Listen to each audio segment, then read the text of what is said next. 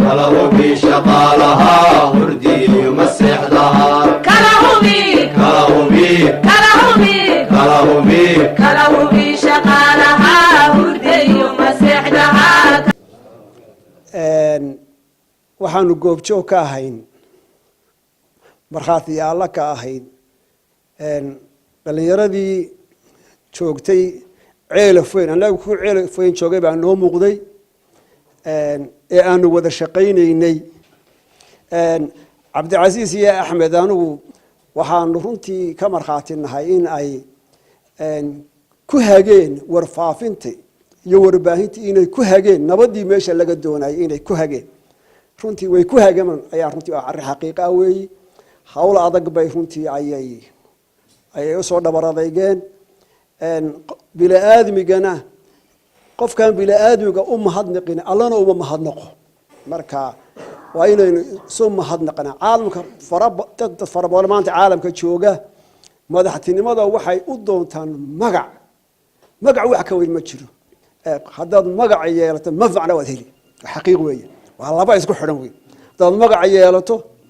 manfacna waad heli dadka maamuusayna ee dhiiriyeyna aad bay u mahadsan yihiin nabi maxamed baa wuxuu la jecelay quraanka ilaahay ku jaahid kufar wa harid muuminka dhiiri buu rasuulka lagu calayhi salaatu wasalaam marka inaynu is dhiirina waxa aad iyo aad u weyn weeye qofku inuu shaqadii si leemin laabo oo u sii adkaysto ay aad iyo aad runtii ayay u tahay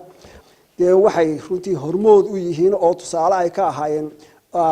wasaaradda ayay runtii ayay u ahaayeen anuguna aad iyo aad baan ugu faraxsanahay aad iyo aadna waa u bogaadinaynaa waxaan kolley ahay hormood u ahay odayaasha iyo waxgaradka iyo aqoon-yahanka labada degmo ee 26 Juun waxa in isdul taagaya uun sababta halkan keentay arrinkan nagu kaliftay waxa jirtay in kolley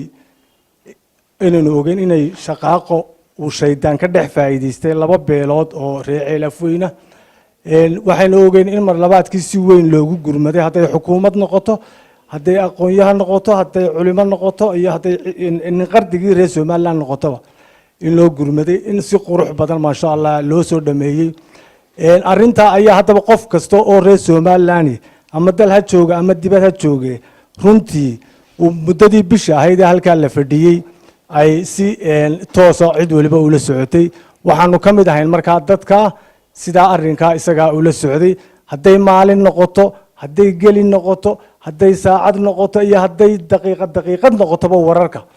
ayaanu runtiisa ula soconay anagoo inta in lahayn ilaahayow arrintaas nabadgelyo nooga dhame ma sha Allah sidiiba u soo dhamaatay haddaba waxa jirta in warbaahinta ayuunba kulli arrinka isaga laga la socday kolba sida u socdaan ama tu madax banaan ha noqoto ama tu qaran ha noqoto ama social media kala ha noqoto sababtuna runtii waxay ahayd labada wariye Cabdicasiis Maxamed Cali iyo Axmed Jaamac Faarax labada runtii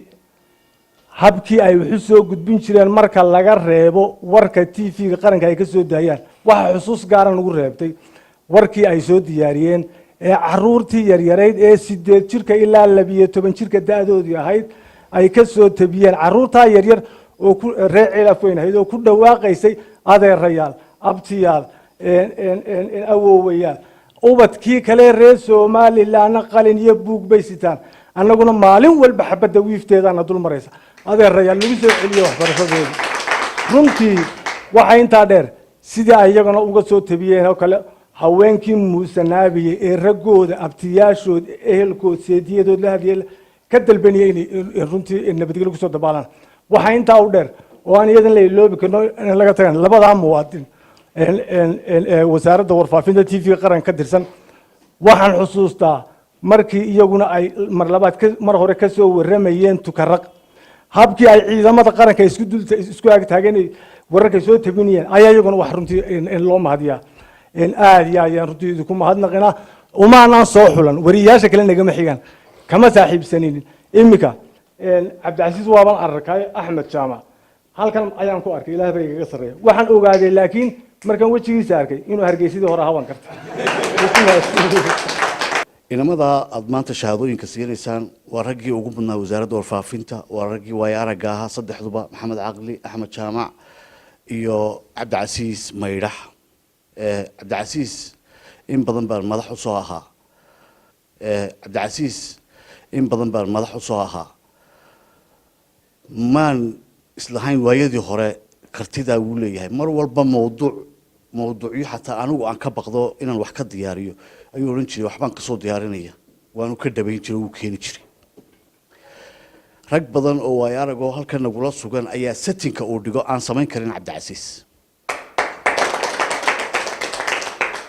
iyo qaabka uu diyaariyo sheekooyinka ama zinaariyada waxaan la yidhaahdo tan idinka ilmaysiisay maanta idin gaadhsiisay inaad shahaadooyin guddoonsiisaan oo aad nagu timaadaan wasaaradda warfaafintuna waa xirfaddaa uu xambaarsan yahay ninka wariyaha ee nabadda u hiilinaya ee nabadda warkeeda faafinayana waxa uu la mid yahay nin difaacaya dowladnimada iyo qarannimada somalilan ninka nabadda haaraamaya ninka nabadda wax yeeleynayana waxa uu ka dhigan yahay nin qarannimada somalilan ka soo horjeeda annaga oo ka mid ah guddidii soo qabqaabisay shahaadooyinkan waxaan halkan kaliya aan uga mahadnaqayaa labada wariye ee lagu maamuusay meesha cabdicasiis maxamed cali iyo axmed jaamac faarax waxaan leenahay ummaddu waxay u baahan tahay in la dhiirigeliyo marka qofka bini'aadmigii marka uu wax sameeyo xunna dee waxa weeyaan kulle waa loo sheegi doonaa wax la odhan doonaa arrintaas way kaa yar xumaatay laakiin haddii qofkii oo wanaagsan haddana waxba la wanaajin kari waayo dee wuxuu la mid noqonayaa qofkii la dhaliilay oo kale sidaasi aawadeed anoon hadalka waxba ku dheeraanayn waxaanu aad iyo aad u soo dhaweynaynaa shaqada wanaagsan ee ay labada wariye oo ay runtii noo soo qabteen waxyaalaha runta ah ee uu cabdi uu iga horreeyay waxaa ka mid ah ee na soo jiitay oo qofka waxba soo jiitaa waxa weeyaan caruur yaryar oo ka qalinaysa oon isleenahay nabadiina dee qofka soo dhageystay ama qof kastoo waxbay ka qayb qaadatay aan odhan karno caruurta yaryar sida wanaagsan ee uu magaranaysa dee xirfad ayay ahayd xirfad ayaan odhan karnaa anagu markaa maadaama aan xirfad ahayd xirfadaasaan ku bixinay anagu markaa labada shahaado waayo hawshan ay qabteen waxay ahayd tu loo baahnaa oo tu loo baahnaa maaha waxay ahayd tu muqadasa bay ahayd oo waajib qarana waxaan aad iyo aad ugu u xasuustaa cabdi baa horta hawshii dhameeyey waxaanan leeyahay qof kasta oo reer somalilan oo daawaday caruurtaa yaryar xirfaday labadaa inan ama saddexdaa inan xirfaday sameeyeen qof bili aadan oo sameeya waa qofkii ugu layaabka badnaa oo dadkii ugu layaabka badnaa waayo caruurta yar say u soo qabteen qaabka u sameeyeen hawsha say u dhameeyeen بسم الله الرحمن الرحيم بسم الله الرحمن الرحيم السلام عليكم ورحمة الله وبركاته runtii aad iyo aad baan idinku mahadnaqayaa marka hore waxaan u mahadnaqayaa xubnaha ama mas-uuliyiinta aan idhaahdo ama odayaasha ama dhalinyarada ama waxgaradka labada degmo ee Ibrahim Koodbuur iyo 26 Juun ee halkan intay noogu yimaadeen nagu soo wargeliyay noo sheegay inaan wax fiican qabanay runtii waan u mahadnaqayaa aad iyo aad baad mahadsantiin baan leeyahay mar labaad waxaan u mahadnaqayaa afayeenkii ergadii nabadeed ee ku sugnaa degmada Ceelafweyn Sheekh Ismaaciil Cabdi Hurre oo runtii aan oran lahaa waqofkii aan filayay intii halkaasi ka hadlaysay ama hogaaminaysay shirkaasi dadkii ugu hadalka qiimaha badnaa ugu hogaaminta wanaagsan aan leeyahay ilaahay ha ka jisaa isiyo Sheekh Ismaaciil Cabdi Hurre iyo intii kale ee la socotay oo afayeenka u ahaa mar saddexaad waxaan u mahadnaqayaa mas'uuliyiinta wasaaradda warfaafinta agaasimaha guud ee wasaaradda warfaafinta iyo agaasimaha telefishinka qaranka iyo xubnaha kale ee ay ka mid yihiin madaxa barnaamijyada iyo mas'uuliyiinta kale ee iyagu wasaaraddeeda matalaya ee halkan ku sugan mar saddexaad waxaan u mahadnaqayaa saaxiibadayda aadkaan u jecelahay ee farsamo yaqaanada ama aqoonta khibradeed iyo tawaaye aragnimo isku darsaday ee Axmed Jaamac Faarax oo ah lamaanahayga ama ninkii igu lamaanay hawsha ay la soo qabtay iyo Maxamed Caqli Hadi oo ahaa nin har iyo habeen isaga laftiisa aan naga maqnayn inay Ceelafweyn la joogay mar haddii wixii aanu soo dirnaba halkan uu ku diyaarinay kuna qurxinay labadooda horta waan u mahadnaqayaa waan u soo noqon doonaa wixii aan ka oran doono waxaan aad iyo aad jecelahay halkan uga mahadnaqo ragga waaye aragga ah hormoodka noo ahaa ee aan maanta isleeyahay abaal bay idinku leeyihiin in meel idinku maamuusaya aad ka sheegtaan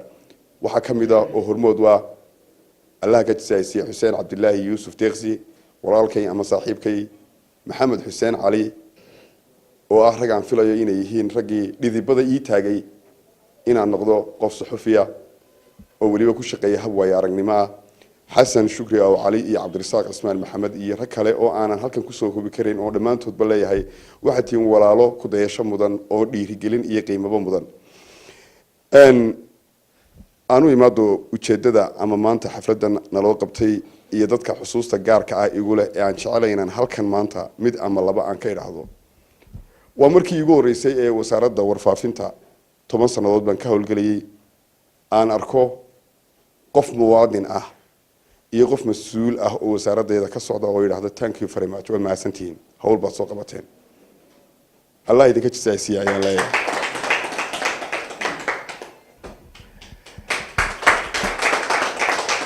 waxaan jecelahay inaan halkan ka iftiimiyo dadkii meesha aan ugu tagnay ama bulshadii meesha aan ugu tagnay qofka kaalin buu ku lahaa ma iloobi karo runtii inaan halkan uga mahadnaqo saraakiishii ciidamada kala duwan ee qarankan jamhuuriyadda Soomaaliland ee uu hormood u ahaa abaandulaha labaad ee ciidamada qaranka Saleebaan shan la sarafay Cabdi Axmed Tiir hogaanka ciidanka birmadka ee booliiska ee jamhuuriyadda Soomaaliland iyo Faysal Cabdi Bootaan taliyaha qaybta saddexaad ee gobolka Sanaag Maxamed Macalin Guray Gabare iyo ciidamadii kala duwan oo runtii ka soo shaqadii ay qaranka u hayeen nin sarkaalan maalin la sheekaystay askari ah wuxuu igu yiri kelmadan aad u la yaabay wuxuu intan halkan joognay iska daa bini aadanka iyo dadka inaan kala celinay neef xoolaa haduu lumo kii laha ma doonan karo kala u galo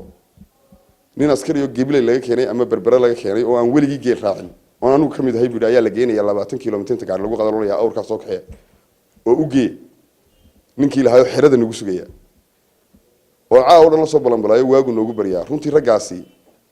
waxaan filayaa qaranka iyo ergada iyo dadkii dhibto dhex martay iyo wasaaradda warfaafinta intaba waxay ku leeyihiin abaal iyo dhiirigelin mudnaanta koobaadna inuu qaranku siiyaan jecelahay ragga halka ku sugan ee nabadda gacanta ku haya waxa aan mahad gaar ah u naqayaa agaasimaha guud ee wasaaradda amniga Mukhtaar Maxamed Cali oo aan maanta u suurta galino halkan yimaado isaguna hawl fiican halka ka waday oo lafdhabar u ahaa shaqadaasi oo leeyahay agaasime jazaaka Allah khayr waad ku mahadsan tahay waxaan runtii mahad aan farxadna iyo halkan u hambalyeynayna saddexdaas muwaadin ee ka tirsan TV-ga howlwadana TV-ga qaranka ee ugu horeeyo Cabdicasiis Maxamed Cali Maydhax Axmed Jaamac iyo Maxamed Caqli oo saddexda qof ay runtii ku mutaysteen maanta in la sharfo wasaaradda kaliya ee waxa kale oo u gartay bulshadiisa reer Hargeysa iyo reer Soomaaliland iyagoo matalaya taas waxa ku tusaa markaa warinimadu inay tahay runtii maaha uun inaad microphone qaadato TV inaad farshaxanimo ku darto aad ku darto innovation keento aad tiraado mataqaana meelaha aan hore loo gaarin inaad mataqaana ay gaadho iskuna daydo inaad ku dhiirato inaad soo tabiso mataqaana warar lagu kalsoon yahay runtii oo ah xirfadaysan waxaan runtii ku guwaabajinaynaa aan leenahay wariyaasha kalena insha Allah inay ku dayan doonaan oo ay mataqaana warar runtii lagu kalsoon yahay lehna xirfadahoodii iyo mataqaana iyo farsamooyinkii kala duwanaa